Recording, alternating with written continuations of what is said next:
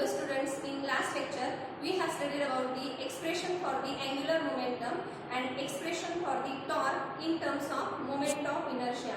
Now in today's lecture we have to study about the law of conservation of angular momentum. Now in 11th standard we have studied the law of conservation of linear momentum. Let us first revise it. What is that law of conservation of linear momentum?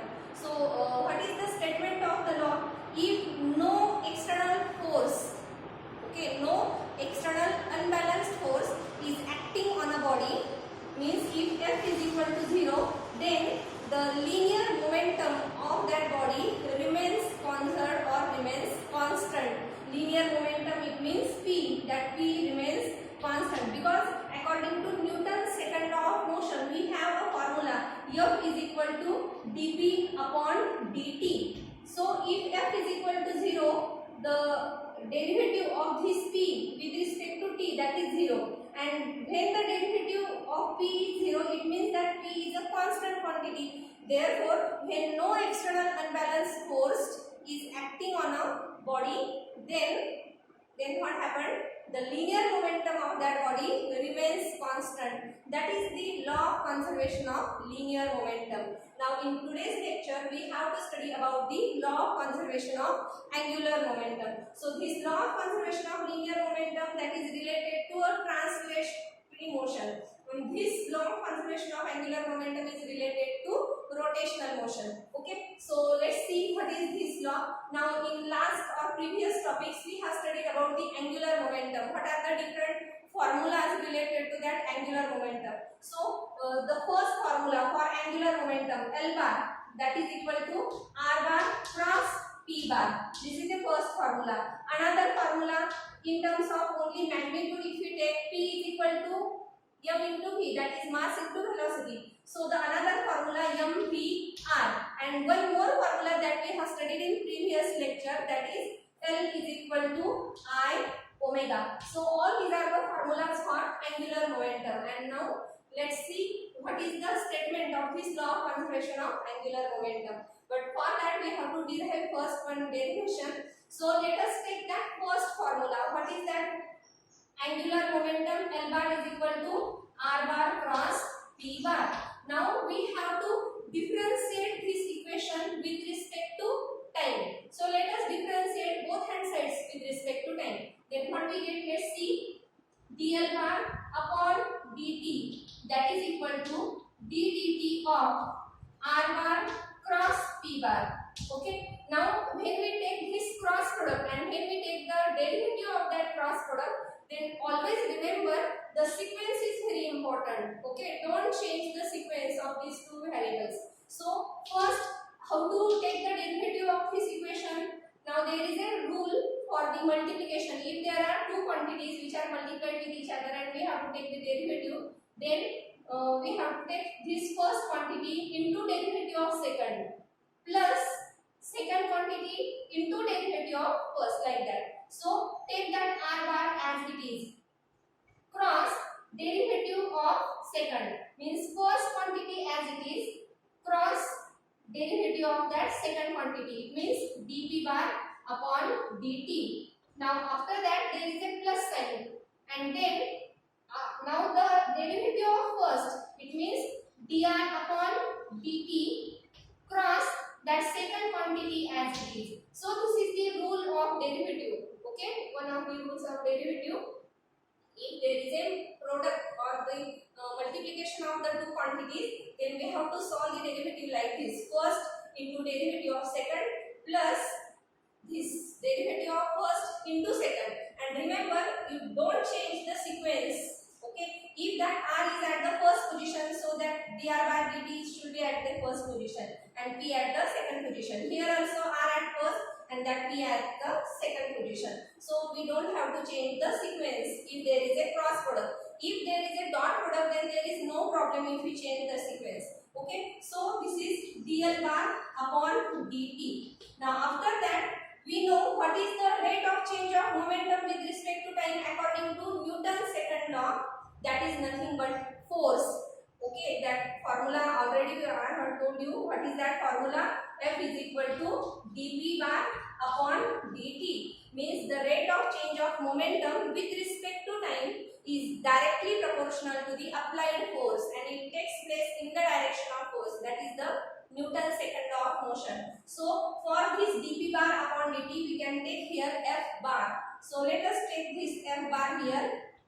Okay, dp bar by dt, that is f bar, plus now what is that dr upon dt, that r, that is nothing but the position vector, and the rate of change of position with respect to time, that is nothing but velocity. Okay, what is the velocity?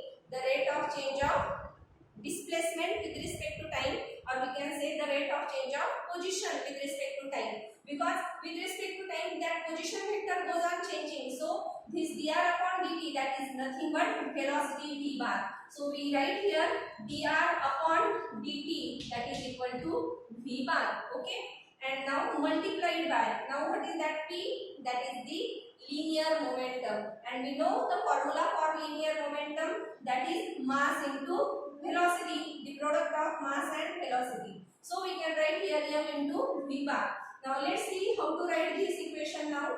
Therefore dl bar upon dt, that is equal to r bar cross f bar, plus take this m outside. Okay, because that is not a vector quantity, these two are the vectors.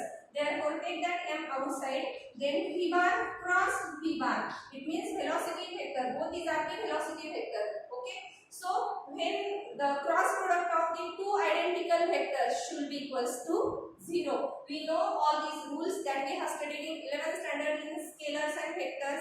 Okay, vector product of two vectors. So all these rules we have studied in that lesson. So v bar cross v bar means if there are two identical vectors and if you take their cross product, then that cross product should be 0. So this quantity is 0, means this total quantity will be 0. Okay, and now we can write this dl bar upon dt, that is equal to, now this total quantity is 0. Now what is that? R bar cross f bar. So this formula we have studied in last previous lecture also, that is the torque acting on a rotating body. In that case we have take that formula. What is the torque? That is r bar cross f bar. It means this is nothing but torque toe bar. Okay, so what the formula that we get, that is toe bar is equal to dl bar upon dt. Okay, and now from this formula, now if we take this torque, means the external torque acting on that rotating body, if it is equals to 0, then what we get? dl bar upon dt, that is also equals to 0, and when the derivative of a quantity is 0, then that quantity should be constant. Okay, this is the rule of derivative. Okay, so what is that rule?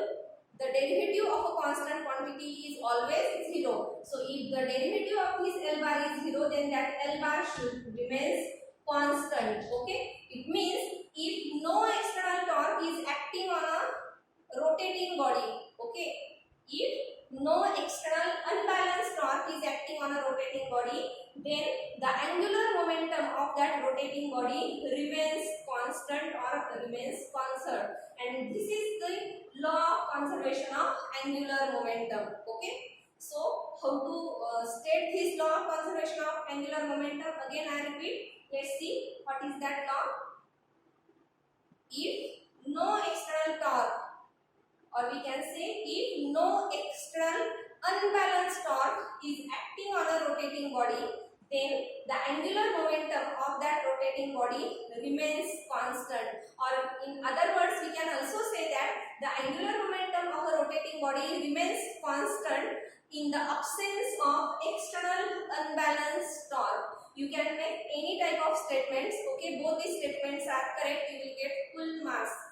So the angular momentum of a rotating body remains constant in the absence of external unbalanced torque, and this law is same as that of the law of conservation of linear momentum, means that two laws are analogous. What is that law? If no force is acting on a body, then the linear momentum of that body remains constant. This is the law of conservation of linear momentum. So in this case what happened? This force is analogous to torque, that we know, and the linear momentum is analogous to angular momentum. It means both these laws are also analogous to each other. Only the difference is that this law is related to translatory motion and this law of angular momentum is related to rotational motion. Okay, so this is the law of conservation of angular momentum. Now we have to study what are the applications of this law of conservation of angular momentum. Now let's see what are these applications. Now you have given two applications and these two applications will be asked in the examination for 2 marks and you have to write it in detail. Okay, so the first application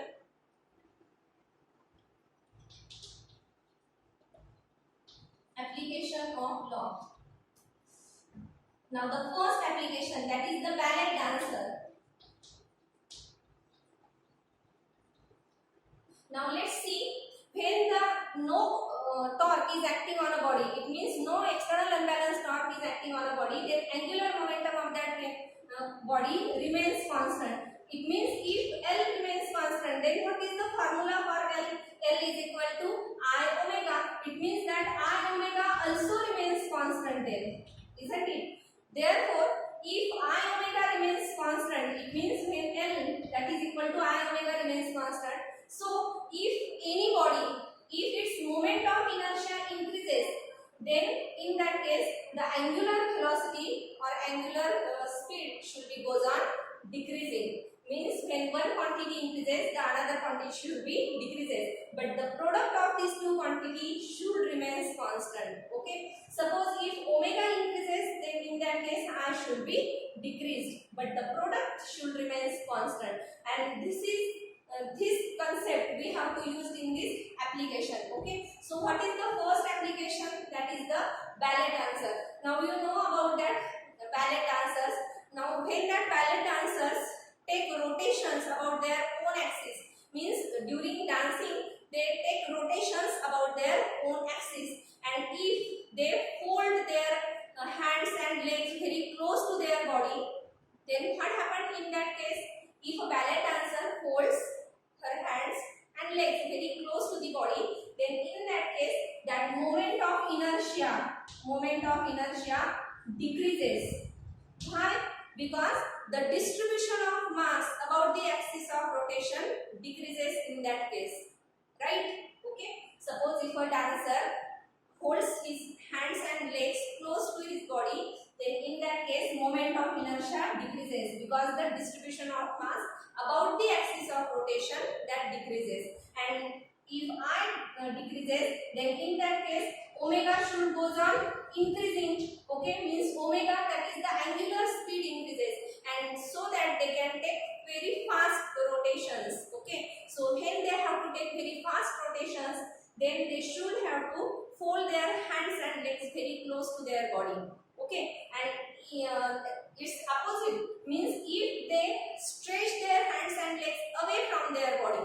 Okay, when they stretch their hands and legs away from the body, then in that case the distribution of mass about the axis of rotation that will increases because hands and legs are away from the body and that dancers are rotating about their own axis. So as the hands and legs are away, then in that case what happened? Moment of inertia increases. So as the moment of inertia increases, but angular momentum should have to remain constant. So if I increases, omega should goes on decreasing. It means their angular speed, or we can say the frequency of rotation decreases. What is that? Omega, that is the angular speed decreases, and then the speed of rotation that also goes on decreasing, so that they can easily stop their dancing. Okay, so this is the first application of law of conservation of angular momentum. Now what is that omega? Listen, we have studied the formulas for omega. Omega is equal to 2 pi upon capital T. This is the first formula that we have studied in the previous lectures also. And also the reciprocal of periodic time, that is the frequency. It means 2 pi n 1 upon T, that is n. So n, what is that n? N, that is the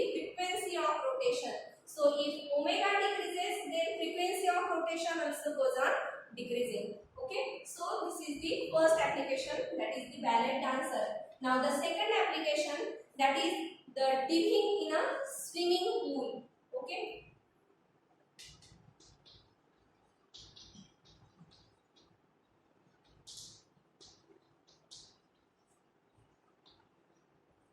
So we know a dipper, when it dives in a swimming pool, then first means at the starting of dipping, what happened? They fold their body, okay, or they fold their legs and hands very close to their body, so that the moment of inertia in that case decreases. Okay, because when they fold their body, then in that case the distribution of mass about the axis of rotation decreases, so that moment of inertia decreases, because we know that moment of inertia depends on the distribution of mass. If the distribution of mass is greater, means away from the axis of rotation, then moment of inertia will be large, and if the distribution of mass from the axis of rotation will be less, then moment of inertia will be less. Therefore, as the distribution of mass is very close to the axis of rotation, then in that case moment of inertia decreases. Okay, at the start of the motion or at the start of dipping, what happened? They fold their body, so that moment of inertia decreases, and as the moment of inertia decreases, that omega should goes on increasing, so that omega increases. Okay, because the angular momentum should remain constant, because in that case no external torque is acting on that body. Okay, on that device no external torque is acting, therefore L should remain constant. So if I increases, omega should goes on decreasing, and so that if the omega decreases, if I decreases, omega should goes on increasing, and so that they can take number of rotations in air, and that will be attractive. Okay, so after that, while entering into that water surface, they again stretch their body. Okay, while entering into the water surface, they again stretch their body. So when they stretch their body, then in that case this and moment of inertia again increases, because the distribution of mass about the axis of rotation increases. Okay, and therefore moment of inertia increases and angular velocity goes on decreasing. So omega decreases, and they can take safe entry into the pool of water. Okay, so in this way, these are the two applications of the law of conservation of angular momentum. The first application, that is the ballet dancer, and the second, that is dipping in a swimming pool. And you have to write both these applications. If such a question will be asked, then you have to write both these applications in detail. So let us stop here. We will see the next topics in next lectures. Have a good day.